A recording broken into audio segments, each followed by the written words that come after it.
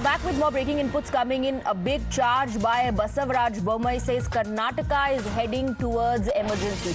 This response has come at a time when the BJP workers and leaders are protesting against the hike in power tariff and also the various controversial statements that are being given on cow slaughter. Now, ex-CM Basavaraj Bommai says Karnataka is heading towards emergency.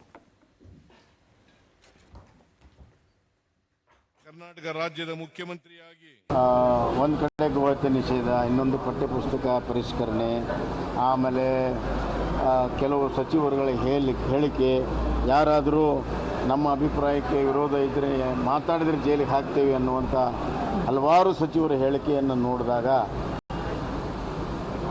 ಈ ಸರ್ಕಾರಕ್ಕೆ ಅಧಿಕಾರದ ಅಮಲು ಬಂದಿದೆ ಈಗಾಗಲೇ. ಮತ್ತು ಸಚಿವರೆಲ್ಲ ಹೇಳಿಕೆಯನ್ನು ನೋಡಿದಾಗ ಕೆಲವೇ ದಿನಗಳಲ್ಲಿ ಪ್ರತಿಯೊಬ್ಬ ವ್ಯಕ್ತಿಯ ವಾಕ್ ಸ್ವಾತಂತ್ರ್ಯ ಮೊಟಕುಗೊಳಿಸ್ತಾ ಇದ್ದಾರೆ. ತಮ್ಮ ಅಭಿಪ್ರಾಯಕ್ಕೆ ಯಾರು ಸಹಮತ ಇಲ್ಲ ಅವರ ಧ್ವನಿಯನ್ನು ಇವತ್ತು ದಮನ ಮಾಡುವಂಥ ಪ್ರವೃತ್ತಿಯಲ್ಲಿ ಅವರು ಮಾತಾಡ್ತಿರುವಂಥದ್ದು.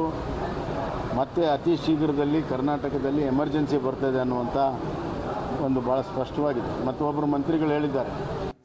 Deepak is joining us with more details. Deepak, former Chief Minister says people's voices are, being bulldozed. They will be silenced because Karnataka is heading towards emergency. And I believe you did put that question across to Mr. Rizwan Arshad. Congress party is calling this desperation of the BJP.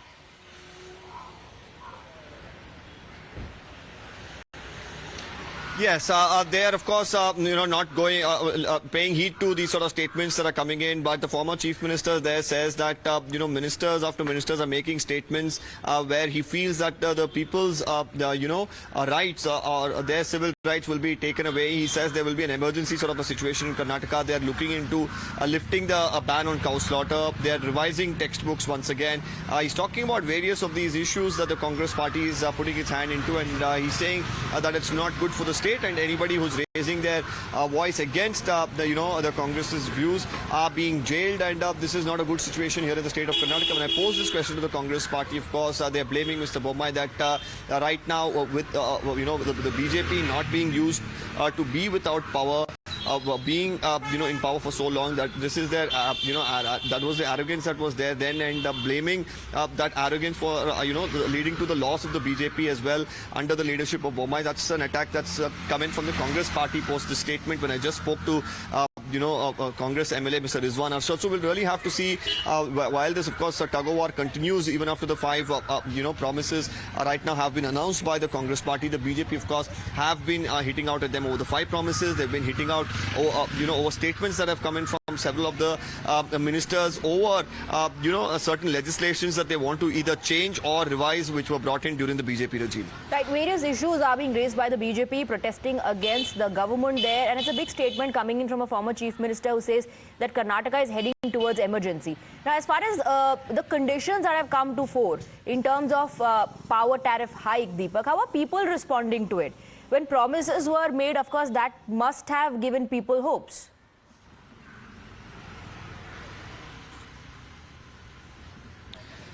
Well, as of now, predominantly the poor and the middle class in particular, who of course use an average of less than 200 units, per month, are not going to be really affected. And more importantly, of course, some of these tariffs were supposed to be hiked in the month of April itself because of certain challenges in the ESCOMs. They were not hiked, so it's coming into play in June. So the Congress party at this point in time, like we already heard Mr. Rizwan Arshad there say, they are not going to take the fall for this, and they will maintain that these were decisions that were taken previously itself by the BJP was in power, and it's just coming into picture. So it helps them nonetheless. Of course, for the people who will be using more than 200 units, there is going to be a revenue increase through this 2 rupee 89 paisa increase per unit that will come to the fore. But of course, the Congress is going to say this is not their doing, this is the doing of the previous regime, which is now just being implemented. Right, Deepak, in fact, let's play out that conversation you had with Rizwan Arshad, and let's see how he responded to your questions.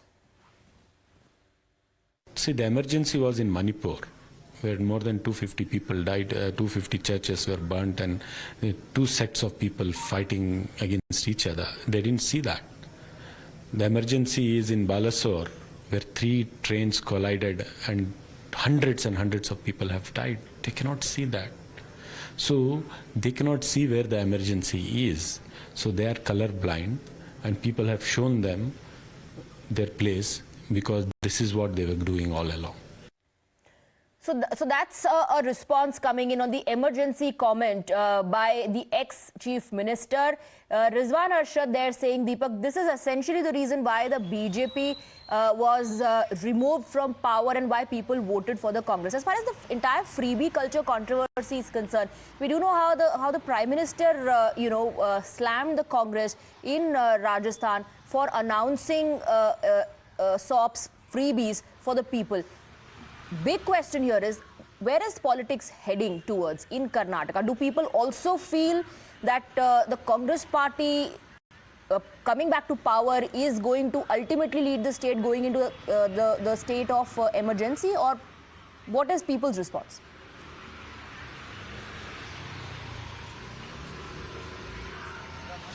Well, predominantly, as far as most of the people, especially when you go to rural areas, they have been anticipating and hoping that the 5 promises comes into the picture, because the Congress has been maintaining that they will not put the state in debt. They will be able to manage the funds for the same. Now, of course, through the course of this year, we'll really have to see what the situation of the state would be in financially in particular.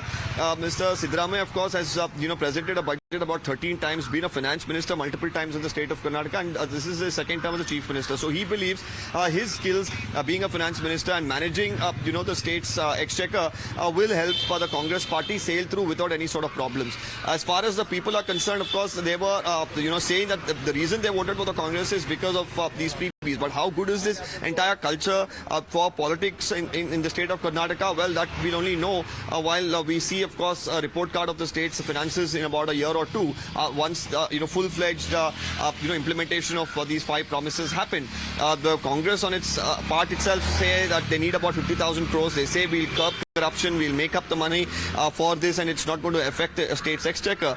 But of course, definitely after a year, we will be able to realize for a state like Karnataka. The protest on ground is intensifying. Let's go across to Toya. She's joining us from the protest side, where the BJP workers and leaders are protesting against the Congress government in Karnataka. Over to you, Toya.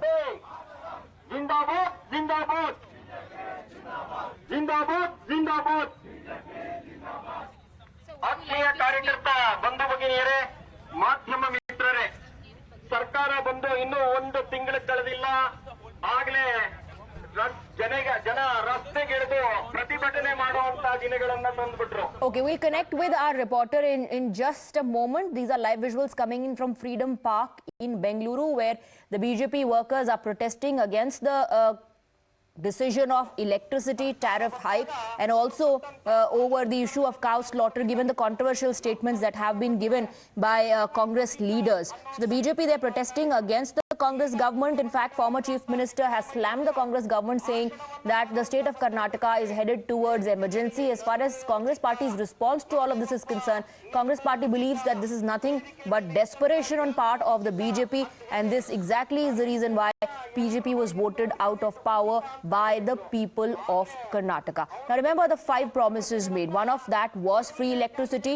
and now that the new guidelines have been issued, it seems that individuals whose usage of electricity will go beyond 200 units will have to pay more money. So electricity price hike is another issue that is being raked up by the BJP. BJP claims that people of Karnataka have been fooled by the Congress party. This is nothing but a dhokha.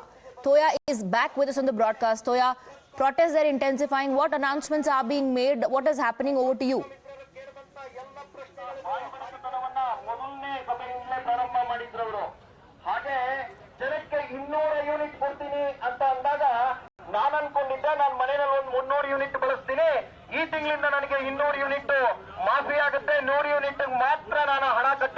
Alright, I think we are not able to connect with Toya at this point of time. Let's go across to Deepak. Deepak, we are playing out visuals of the protest that is intensifying.